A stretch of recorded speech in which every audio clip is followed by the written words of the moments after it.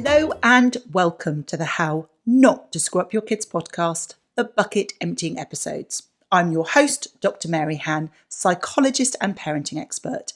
And in this week's bucket emptying episode, I want to talk about mealtime management. So this is practically speaking, how do we manage meal times? Because in some families, it's a war zone. In other families, it's actually a really great time to connect. So let's just talk a little bit around meal times and what they are opportunities for. And in my view, meal times are a real opportunity for us to spend time as a family and connect and to communicate, to catch up on what's going on, and just to generally have conversations. However, I am very aware that in the way that we operate now with our children coming in from school at different times, or our work schedule with our younger children in terms of picking up from either nannying or picking them up from nursery, that it's really difficult in lots of ways to actually have a family meal. So I think the first thing I would say is don't be hard on yourself.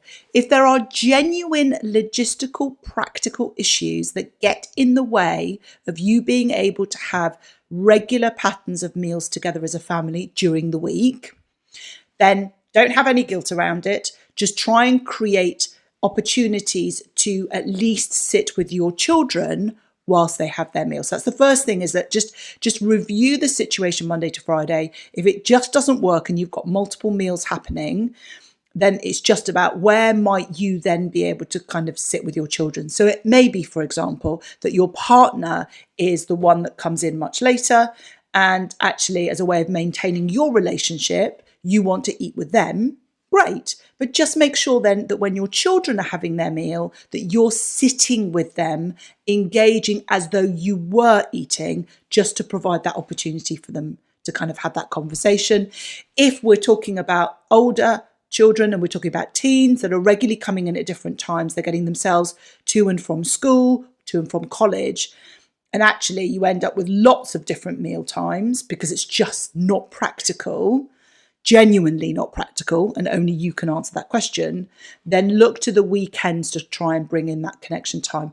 It's such an easy yet super crucial way that we can win and we can connect and we communicate with our children, particularly as they get older. With our teens, when we're slightly sort of out of touch with their world because they're sort of much more independent. So that's the first thing I would say. So there's the practical aspect of doing that. You know, you might be in a really fortunate position and you can do quite a few meals together, and particularly at the weekend, you can do all three. Or it may well be that you're looking at, you'll be lucky if you can get one meal together during the week, but you can at least get maybe two at the weekend. That's the first thing that we need to look at. I think the next thing is really around what are going to be your kind of non-negotiables in your home. And I do think there are some things in my mind that should be non-negotiable across all households. And that's things that are barriers to your family connection. If we're saying that meal times are an opportunity for us to talk, to connect with our children, to catch up, to discuss, to debate, then anything that gets in the way of that, in my view, is something that you want to avoid. So, for example, one of the things that I would 100% want you to all avoid is technology at the table. And that's, I know that can be really tricky for adults as well as our children and our teens. And so let me just talk you through a couple of things. We can't be fully present and really engaging and actively listening and commenting and having conversations if our mind is elsewhere, let alone our actual focus is on a phone. So this is not just about mobile phones or iPads and technology not being at tables, but that we've disengaged ourselves from the work emails, from the conversation that we're having with friends, whatever that might be. I think that's a really important thing. It breaks my heart so often when I'm out for a meal and seeing families at a table in a restaurant and the children are just plugged into devices. I know mealtimes can often be fractious, particularly for younger children, trying to sort of sit through what can feel like a inordinate amount of time, but they are never going to flex that muscle, build that muscle, and be able to then, as adults, actively engage with their colleagues and their contemporaries if we are not holding them to account when they're younger in that way. So if you are currently finding that the only way that you're managing to get your child to eat anything is by having them watching something on an iPad or with television, then look to see how you might begin to reduce that so that you can create. So that for me is really look at anything that you are currently doing in your home that gets in the way of communication and there being an open discussion amongst your family. That's the things that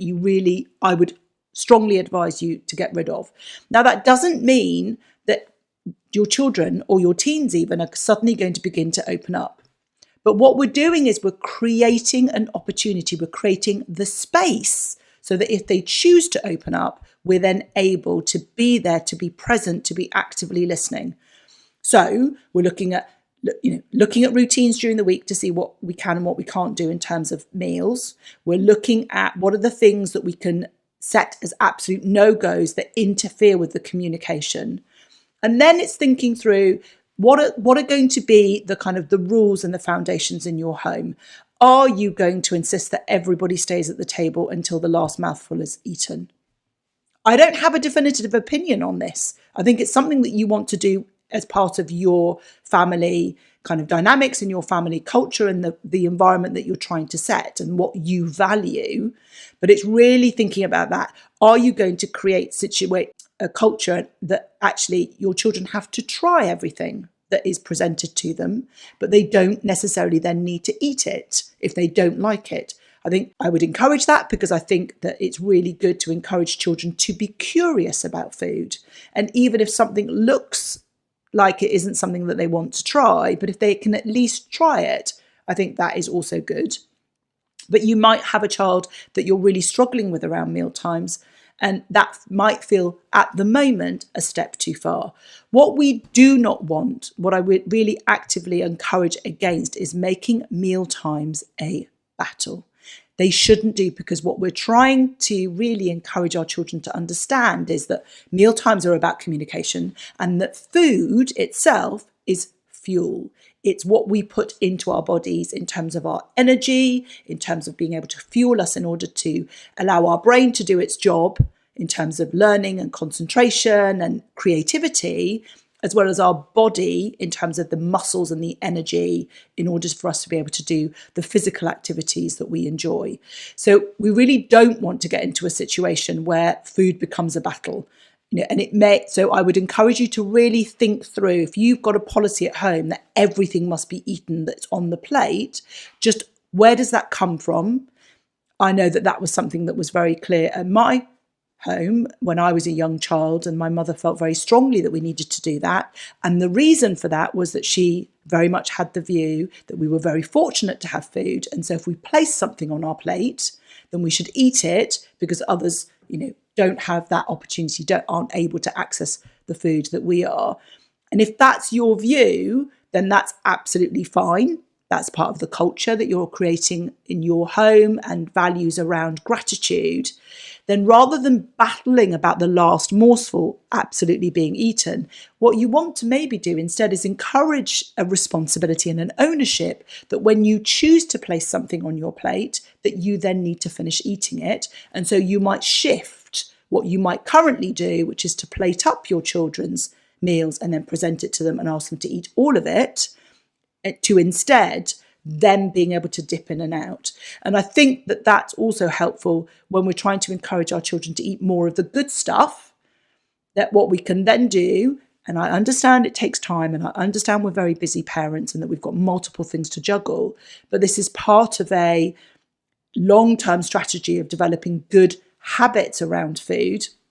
So what we might then do is ask them, particularly if we're having battles around vegetables, is what we might then do is present 3 vegetables, and children have to have a portion of 2 and try the third. So it's that you really want to think creatively about how can we make meal times an opportunity for us to connect as a family, but how can we also use meal times as an opportunity to instill some of the values that we feel are important without it being I'm the adult, you're the child, I'm telling you what to do, to this is the importance of meals, this is the importance of fuel, and this is how as a family we're going to present it. And we're giving you that ability to make those choices, but with those choices come a responsibility.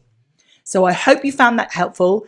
if you have loved listening to this episode, I would be ever so grateful if you could rate, review, and comment on the podcast so that others can find us and we can spread the love. So until next time.